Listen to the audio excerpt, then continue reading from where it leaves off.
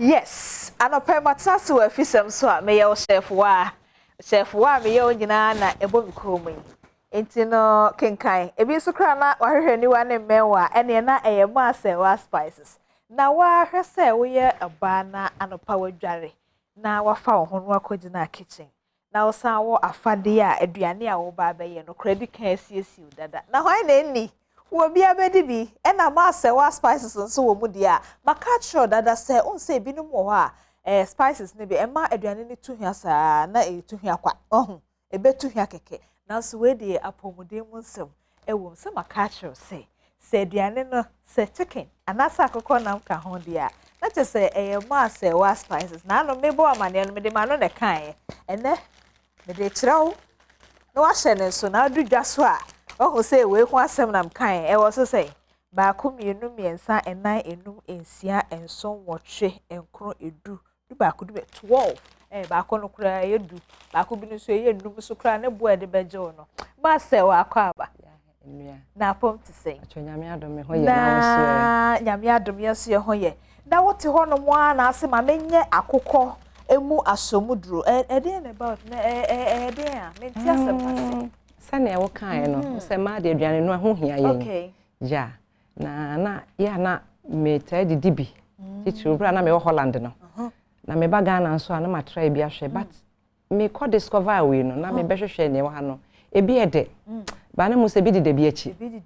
ja o peduane ho me mpeni bebe ma me peduane no asanse me madoso o madoso don't turn abonten akonhoma kakra na de aye bibi na wo yes anya say the fact that o madoso one no aduane keke aduane a kawo mu a odi a it wo de saa na wo say ene miso meye bi na opa akokọ na mpa me pa akokọ me pa akokọ na ayi we nu a wo ye ma akokọ nko ana ne tieni say me wo ne edidi so me wo beef ene eno mai na me ye akokọ ekura wie na me hu say me ye mfomso na nka wo nkam ye no all purpose because enya akokọ no nko ana se me de ye indomie okay me de ye jollof me ye gravy me de guma no kra de na che asasem gravy no enya asem ketwa me do de papa enti ba ye mfa no say akokọ nti akokọ kwa enti duru me kwen hia so kwa me koto we meto beef meto wonya ma Serwaa okay wujade o kitchen nasem nyina wadi wasem nyina ma all in one wode ye wie na obi pa o magi bi no de onkoso hwe ye bebo na kohoma na pay saa wo no mfa bi nko no aduane mfamre mo wie okay me de adanse metene kan na wotwe wie ye because na wotwe Friday no me catch you say ma room fi say o de ma Serwaa spices be ye aduane bi ade akokọ ye se eche se akokọ no kra no se wati ohun ya nka onye no all in one e na se kra edwam kọ no so what the empathy edwom kọ no edugo akoto we no nti nka auto we yi a na nka edwuma na na mpacho wo ye de ye nkwan zo ye de ye akokọ nkwan bibia wo ye de ho nkwan wo ye de bibia just de wo kure to wo de guma chese bibia ene no kwa de na chese ne na kai de but I no kra say nya akokọ nkwan because o hwe nchen ha wo hu je ne kakra wo hu ntosi kakra garlic kakra ena ayi ba ko bi no hye nche ho ne aroma bibia ye de ma ne ma ye hwem bia sa na ya ye se ye kodwa so a ye ntoni ti say haban ne vegetables na ne nyina bi wom na akokọ kakra wo nto de aya na mo a ayi mo se mo doctor se mo wi akokọ no se we o di a wo wi akokọ wo yes akokọ de so yes skin ne free ho a na sa de no so ate se na ti se duma na ya ti ase aba ne sei no ye bwawo ama wo a oku apo akohoma hyewo no ene won so a oye aduane ton no emfa nko prayer camp omukra se omunko ho ena sister ba ko bi no wo menche ho no ye ton ade che mi na ena obi gumi dwa na ena ode mi kwa aduro so ye ho aduro ansa no bi do akwa aduro so ma Serwaa spices no fe bi gu aduane nim ton na customers nim enye nyina na ye aduro de bi ka cho abaifo de omo ho aduro for so omo ho but do lame anambwa udu lemu na de we bi ye oduane a hwan no do kwa aduro so na hwan no fa hekosi fa adwen pa nante ne fa ne ma papa nso eye wade nti ye kagade asem de a na eye ma Serwaa shemi ha ma Serwaa na ye ka ne sei no we no ye kwadwo mu an ye beto ne bako na wo said that wo stores are ye tu me chere wholesale me patwan ye wo ye wholesale bako wo Kumasi okay ena bako nso wo Accra ha se nti en telephone number no nipa ne fra dodo obeto bia na ye behwe se ye be ma na discounter ono so because bibia wo wura ma ese se bo no eye ebo a obia ansa betimi asoso patwan enti wholesale na nkasa de eye to fomu no eye nkran ne Kumasi eye nkran ne Kumasi now so apart from ne dodo to mu no baby a obekọ Ghana bia e wo dwa so say ededin say we home 12 ayana yen yetu ne box no e de ma wo enti Kumasi num say kwan na de bi 3 cedis 50 pesos enti 12 ye kura we nyina no omo yi ne 3 cedis 50 pesos which is for asempa ti obi kura nya adwuma na we so no what ba ko 50 pesos a obewie no no so no fa so aye bebre eye no kwasam na make ka ba ko 12 no me patcho an motufo nsem no me patcho an wo say say 3 cedis 50 pesos wo sorry am say Ghana de eto de bia wo tax no mo je ye no na hwe ne ma bia but wo hwe ne ma bia ankrankra bi so ya nka Ghana nye den sa je say ye nkomo na asase no che say ukotena Holland no it is so de nimdie bi afi ba bia akotena ne de beboa yenyu but wo be kodwa so no we nyina wakoto no wo say 3 cedis 50 pesos but obi kwa akoto ama ne nyonko 5 cedi whatever it is no den turn sa say ne be unu bi betumi anya bi ne mom de pese e kire no say dia no pay o tifie na wasum na no na ne nkola be di o na sika ni ho na adwuma ni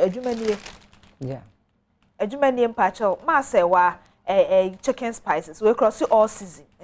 eti adwuma ni entra ho na de bia na yakra ye kwa ba o ye ba nso na ya ba beto yakwa ba o adwuma ni ya na udi agrones nsen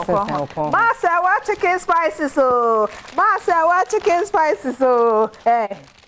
ento se anwumre bedu no Yehowa beba be hwewo ubenya aduane di ye da so abra adwuma ye wate nyame hwa pa ye da se se okotena Holland na o ba wa mecheche ye fos ene eyi frampan a obi ayusu na asen na momude adwuma ene ne ebedi akoye mu edi abra mpacho ma ye number na ye be fro me pacho ye Kumasi se obi pese ofre Kumasi na ye bre ni bia baby obi anso fra sorry ye be supply ni bi okay Kumasi ye number na ye 0558 203148 pacho to bobo ma ye yeah 0558 203148 enu ye Kumasi just Kumasi for eno na ye be free 0558 203148 and then one cry and then one cry across also yeah 0227 Pacho Boma 70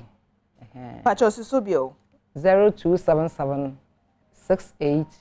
70 okay enti wa oben enkran ne potemo wonso wa santimantem ne potem se Kumasi na ben wa ya ma wadwuma ye boa wa mo aduane ne nso ayede on se de bia okwo fifie ye adwuma ba na okura na wato na ekura no ohun wo de enkwan kro ene fro ye kro ene aduane na ene ayi udi ku no ti na oba na wataba no but at the same time mema no so aya mo yesa anya fe eja de gina ya muso mo ntobi nkoma ma na wo fia na me boa wo ba na ekura wo wa wo de ma na de nkasa obehu se aya me fa so mo drone so dada de bia ba adwuma na si ma Serwaa mpacho ye dase why so aboa ye de be ma eja de akoyie na be sama ya pomude na sa so ma ye adwuma enti mpacho wo ade bia na me se nka no pai o ma me 5 Ghana na me fa ma mo frere nkosu jaeyo because de bia o ma no onya ma o de bia ho befono eno ani yes ma Serwaa spices yes ma we ba ko 1 cedi kura we nye no ano what in 50 pesos so be we no anya times 2 ena obi so wo ba bia emfa ho se ye wo Kumasi ana ye wo ne kwan no wase den ya openko ano beto nko ade a ye be man discount ne de aguka mama no ye pese o mo so hwe cedi masa man discount auto box na dodo obeto in boxes no ye de be aguka mama no na ya sama man discount aka ho yaka de ya chiro eti ye de ye komonesia afei pebiton pebi ye waduane ne jai se wa boso boabo to de bia wankasa nso hia homework my number no de chato your number Kumasi de na 0558 31 48 egu screen so credit ma me wow 0277 687070 eno na ye enkrade no eno na ye enkrade 0277 687070 eno ye enkrade ena akumase de ne ye 0558 203 148 na chese no so ye wo kumase na mpotemu no tio enkase ma enya lorry fa nkokroma nkofa ose obesa nso e de abro eti yedase pacho ma sewa nyame nshira amen yedase pa no nshira wadwuma nso so amen amen abusia yede sa ye komo ya wie enti no oto ani asama we bi nso to da bia wo ho kra de kogina oto free 15 boxes so kwa ye ma blender hye mienu yam ade free ba ko yam bibia nsuo ba ko so yam dry things enti no ani adwuma na si ai yedase pacho me no won komo foforo Mr. Ochemi meba